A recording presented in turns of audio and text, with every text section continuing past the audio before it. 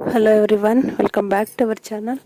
Friends, ಇವತ್ತಿನ ವಿಡಿಯೋದಲ್ಲಿ ನಾನು ಸಿಂಪಲ್ಲು ಮತ್ತು ಈಸಿ ಮೆಥಡಲ್ಲಿ ಚೂಡಿದಾರ್ ಟಾಪ್ನ ಯಾವ ರೀತಿ ಕಟಿಂಗ್ ಮಾಡಬೇಕು ಅನ್ನೋದನ್ನು ತೋರಿಸ್ಕೊಡ್ತಾ ಇದ್ದೀನಿ. ಬನ್ನಿ ವಿಡಿಯೋ ನೋಡೋಣ. ಅದಕ್ಕೂ ಮುಂಚೆ ನೀವೇನಾದರೂ ನನ್ನ ಚಾನಲ್ನ ಹೊಸದಾಗಿ ನೋಡ್ತಾ ಇದ್ದೀರಾ, ಹಾಗಿದ್ರೆ ದಯವಿಟ್ಟು ಸಬ್ಸ್ಕ್ರೈಬ್ ಮಾಡ್ಕೊಳ್ಳಿ. ಕೆಳಗಡೆ ಕಾಣ್ತಾ ಇರೋ ಬೆಲ್ ಐಕನ್ನ ಟಚ್ ಮಾಡಿ, ಅದರಲ್ಲಿ ಆಲ್ ಅಂತ ಇರುತ್ತೆ, ಅದನ್ನು ಟಚ್ ಮಾಡಿ. ಇದರಿಂದ ನಾನು ಯಾವುದೇ ಹೊಸ ವೀಡಿಯೋ ಹಾಕಿದ್ರೂ ನಿಮಗೆ ಫಸ್ಟ್ ನೋಟಿಫಿಕೇಷನ್ ಬರುತ್ತೆ. ನನ್ನ ಎಲ್ಲ ವೀಡಿಯೋಗಳನ್ನೂ ನೀವು ನೋಡ್ಬೋದು. ಇವಾಗ ನಾನು ಕಟ್ಟಿಂಗ್ ಮಾಡ್ತಾ ಇರೋ ಮೆಜರ್ಮೆಂಟ್ ನೋಡಿ, ಈ ರೀತಿ ಇದೆ. ಚೆಸ್ಟು 36, ಪೂರ್ತಿ ಲೆಂತು 43 ಇಂಚಸ್ ಇದೆ. ನಾವು ಮೊದಲು ಚೆಸ್ಟು ಎಷ್ಟಿದೆ ಅದರದ್ದು ಕಾಲು ಭಾಗ ಪ್ಲಸ್ 2 ಇಂಚು ಹೆಚ್ಚಿಗೆ ತಗೋಬೇಕು. ಮತ್ತು ನಾವು ಈ ಪೀಸ್ನ ಫೋಲ್ಡ್ ಮಾಡ್ಕೊಳ್ಳುವಾಗ ನಮಗೆ ಬಾಟಮ್ಗೆ ಎಷ್ಟು ತೊಗೊತೀವಿ, ಬಾಟಮ್ ಅಗಲ ನಾವು ಎಷ್ಟು ಇಡ್ತಾ ಇದ್ದೀವಿ ಅದ್ರ ಮೇಲೆ ಡಿಪೆಂಡ್ ಆಗುತ್ತೆ. ಈಗ ನಾನು ಬಾಟಮ್ ಅಗಲ 14 ಇಂಚು ಇಡ್ತಾ ಇದ್ದೀನಿ. 14 ಇಂಚು ಇಡುವಾಗ ಪ್ಲಸ್ 2 ಇಂಚ್ ಹೆಚ್ಚಿಗೆ ಅಂದರೆ 16 ಇಂಚು ಕಾಲು ಭಾಗ ತೊಗೋಬೇಕಾಗುತ್ತೆ. ಇದನ್ನು ನಾವು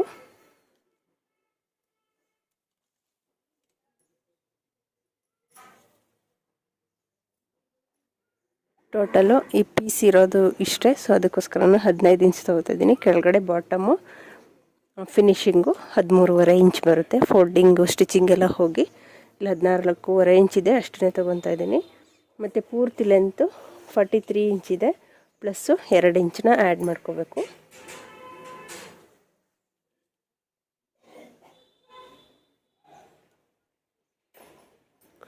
ಇದು ಪೂರ್ತಿ ಕೆಳಗಡೆ ತನಕ ತೋರ್ಸೋಕ್ಕೆ ವಿಡಿಯೋ ಕಾಣಿಸೋದಿಲ್ಲ.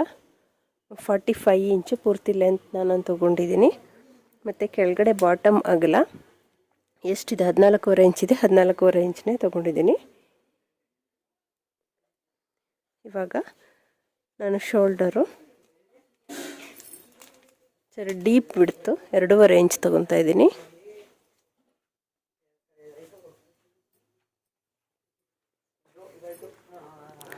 ಮತ್ತು ಶೋಲ್ಡರು ನಾನು 3.5 ಇಂಚ್ ತೊಗೊತೀನಿ.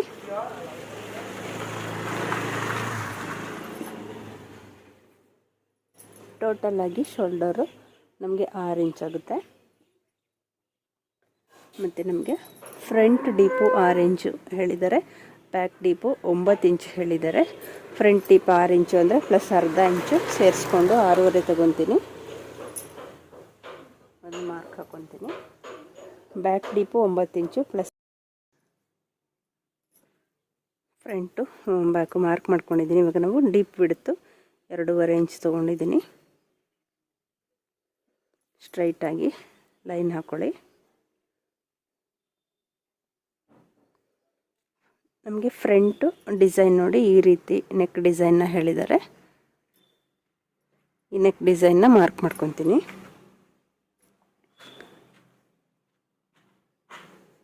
ಆರೂವರೆ ಇಂಚು ಡೀಪ್ ಲೆಂತ್ ಇದೆ. ಸೊ ನಾನು ಫಸ್ಟು ಒಂದು 4.5 ಇಂಚ್ಗೆ ಈ ಸೆಂಟರ್ ಮಾಡ್ಕೊತೀನಿ. ಮಾಡಿಕೊಂಡು ನೋಡಿ ಇಲ್ಲಿ ಸ್ಟ್ರೈಟ್ ಬಂದು ಈ ರೀತಿ ಶೇಪ್ ಬರುತ್ತೆ. ಈ ರೀತಿ ನೆಕ್ ಡಿಸೈನು. ಬ್ಯಾಕ್ ಸೈಡು ಮಾಮೂಲಿ ರೌಂಡ್ ಹೇಳಿದ್ದಾರೆ. ನಾನು ಫ್ರಂಟು ಬ್ಯಾಕ್ ಎರಡು ಒಟ್ಟಿಗೆ ಕಟ್ ಮಾಡ್ತಾಯಿದ್ದೀನಿ. ಬ್ಯಾಕ್ ಸೈಡು 2.5 ಇಂಚು ಡೀಪ್ ಬಿಡ್ತು ಮತ್ತು ರೌಂಡ್ ಶೇಪು ಮಾರ್ಕ್ ಹಾಕ್ಕೊಂಡಿದ್ದೀನಿ.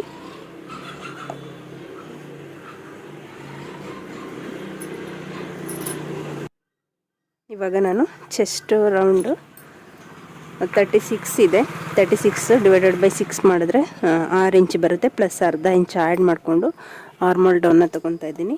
6.5 ಇಂಚ್ಗೆ ಒಂದು ಮಾರ್ಕ್ ಹಾಕೊತೀನಿ.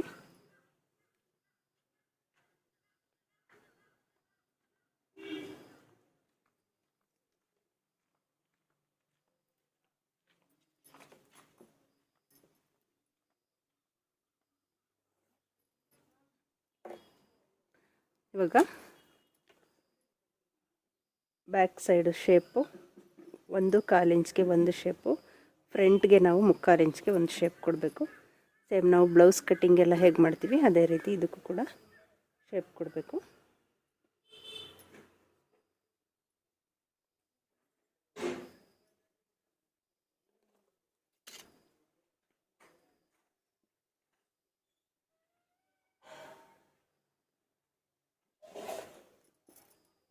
ಇವಾಗ ಚೆಸ್ಟ್ ಕಾಲು ಭಾಗ 36 ಅಂದರೆ 9 ಇಂಚು ಬರುತ್ತೆ. 9 ಇಂಚು ಪ್ಲಸ್ಸು 2 ಇಂಚು ಹೆಚ್ಚಿಗೆ ಸ್ಟಿಚಿಂಗ್ ಮಾರ್ಜಿನ್ ತೊಗೋಬೇಕು. ಮಾರ್ಕ್ ಹಾಕಿದ್ದೀನಿ. ಇವಾಗ ನಾವು ಆರ್ಮೋಲ್ ರೌಂಡು 17 ಇಂಚಸ್ ಇದೆ. ಅದನ್ನು ನಾನು ಇದು ಕಟ್ ಮಾಡಿದ್ಮೇಲೆ ತೋರಿಸ್ಕೊಡ್ತೀನಿ ಹೇಗೆ ಚೆಕ್ ಮಾಡ್ಕೋಬೇಕು ಅನ್ನೋದನ್ನು.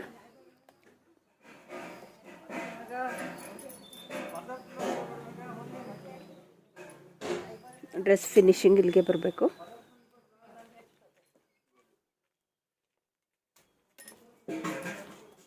ಇವಾಗ ನಾವು ನಾರ್ಮಲ್ ಹೈಟ್ ಇರೋರಿಗೆಲ್ಲ ಮೇಲ್ಗಡೆಯಿಂದ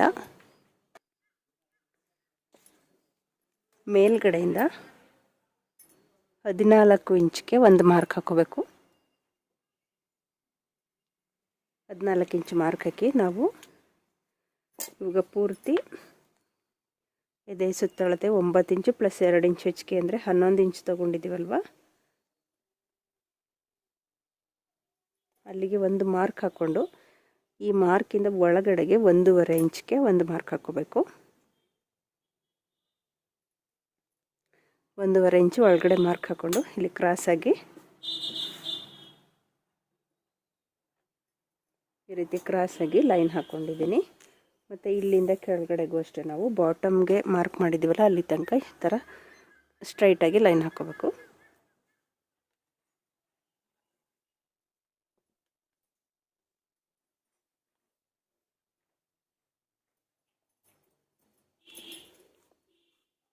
ಇಲ್ಲಿ ನಮಗೆ ಸೊಂಟದ ಸೇಪ್ ಬರುತ್ತೆ, ಅದಕ್ಕೋಸ್ಕರ 1.5 ಇಂಚು ಒಳಗಡೆ ತೊಗೊಂಡ್ರೆ ನಮಗೆ ಫಿನಿಶಿಂಗು ಪಕ್ಕಾ ಬರುತ್ತೆ. ಡ್ರೆಸ್ ಕಟ್ಟಿಂಗು ಮಾರ್ಕಿಂಗ್ ಎಲ್ಲ ತುಂಬ ಈಸಿಯಾಗಿರುತ್ತೆ. ಇವಾಗ ಇದನ್ನು ನಾವು ಕಟ್ ಮಾಡ್ಕೊಳ್ಳೋಣ.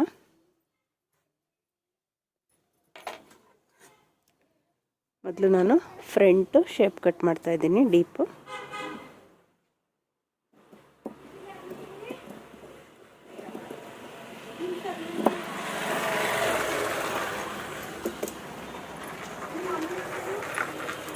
ಫ್ರಂಟ್ ಕಟ್ ಮಾಡಿದ್ಮೇಲೆ ನಾವು ಈ ಪೀಸ್ನ ತೆಗೆದು ಈ ಥರ ಹಾಕ್ಕೊಂಡು ಬ್ಯಾಕ್ ಡೀಪ್ ಕಟ್ ಮಾಡೋಣ.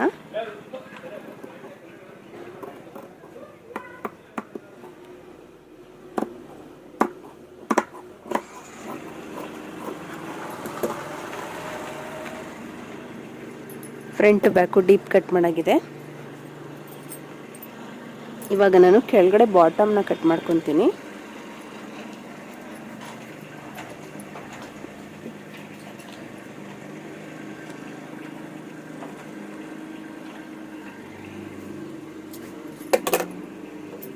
ಇದು ಪೂರ್ತಿ 45 ಇಂಚಸ್ ಇದೆ ಬಾಟಮು.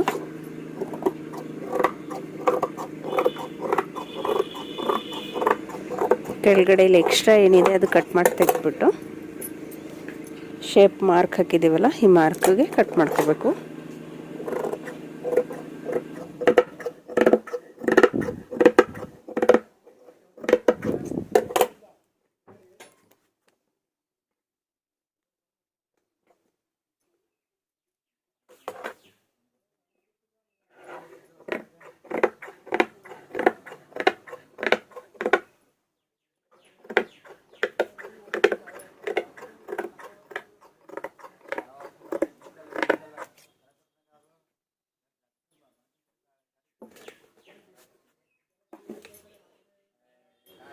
ಇವಾಗ ನಾನು ಆರ್ಮೋಲ್ ಶೇಪ್ ಕಟ್ ಮಾಡ್ಕೊತೀನಿ.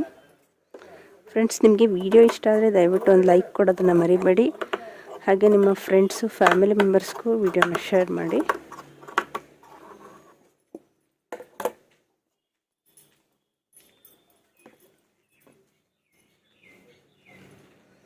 ಫ್ರಂಟ್ ಕಟ್ ಮಾಡುವಾಗ 2 ಪೀಸ್ನ ಮಾತ್ರ ತಗೊಂಡು ಎಕ್ಸ್ಟ್ರಾ ಶೇಪ್ ಕಟ್ ಮಾಡ್ಕೋಬೇಕು.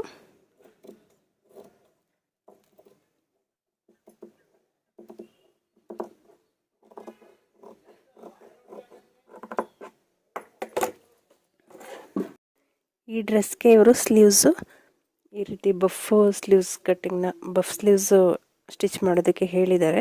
ನಾನಿಲ್ಲಿ ಕಟ್ಟಿಂಗ್ನ ಮಾಡ್ಕೊಂಡಿದ್ದೀನಿ.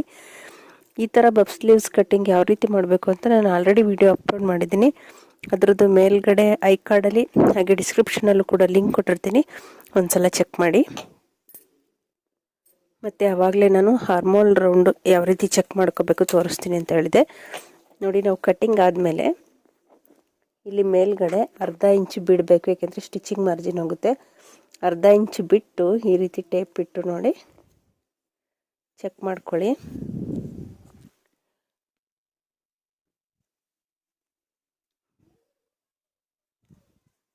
ಚೆಕ್ ಮಾಡಿದಾಗ ನಮಗೆ 8.5 ಇಂಚ್ಗೆ ಫಿನಿಶಿಂಗ್ ಬರ್ತಾಯಿದೆ. ಅಂದರೆ ಅರ್ಧ ಇಂಚ್ ಬಿಟ್ಟು ಇಲ್ಲಿಂದ ಇಲ್ಲಿ ನಾನು ಫಿನಿಶಿಂಗ್ ಎಲ್ಲಿಗೆ ಬರಬೇಕು ಅಲ್ಲಿಗೆ ಚೆಕ್ ಮಾಡಿಕೊಂಡೆ. ನಾನು ಇದು 8.5 ಇಂಚ್ ಬರ್ತಾಯಿದೆ. 8.5 ಅಂದರೆ ನಮಗೆ ಆರ್ಮೋಲ್ ಫಿನಿಶಿಂಗು ನೋಡಿ ಇಲ್ಲಿ 17 ಇಂಚಿದೆ. 8.5 ಅಂದರೆ ನಮಗೆ ಫಿನಿಶಿಂಗು 17 ಇಂಚು ಕರೆಕ್ಟಾಗಿ ಬರುತ್ತೆ. ನೀವು ಈ ರೀತಿ ಕಟ್ಟಿಂಗ್ ಮಾಡಿದ್ಮೇಲೆ ಒಂದು ಸಲ ಆರ್ಮೋಲ್ ರೌಂಡನ್ನ ಚೆಕ್ ಮಾಡಿಕೊಂಡು, ಒಂದು ವೇಳೆ ಕಡಿಮೆ ಬಂದರೆ ಇನ್ನು 1/4 ಇಂಚು ಕೆಳಗಡೆ ಕಟ್ ಮಾಡಿ, ಹೆಚ್ಚು ಆಗ್ತಾಯಿದೆ ಅಂತಂದರೆ ಸ್ವಲ್ಪ ಮೇಲ್ಗಡೆಗೆ ತೊಗೋಬೇಕಾಗುತ್ತೆ.